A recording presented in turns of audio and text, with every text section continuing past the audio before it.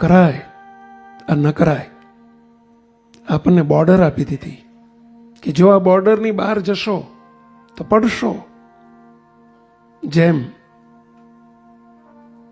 તમે ધાબાવાળું મકાન કર્યું, ધાબાની ચારે બાજુ પેરીફીટ ના હોય તો, પેરાફીટ ના હોય તો શું થાય? અને એમાં ઉત્તરાયણનો દિવસ હોય ને પતંગ ચડાવતા હોય તો કેટલો ભયસ્થાન રહે.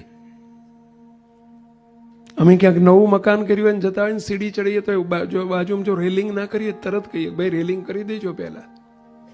રેલિંગ શાના માટે છે? પેરાફીટ શાના માટે છે? તમે બ્રિજ, મોટા મોટા બ્રિજ હોય, બ્રિજની બે બાજુ જો પેરાફીટ ના હોય તો કેટલા વાહનો પડે, કેટલું જાનમાલનું નુકસાન થાય. આ પેરાફીટ છે, આ બાઉન્ડ્રી છે, પેરાફીટ છે.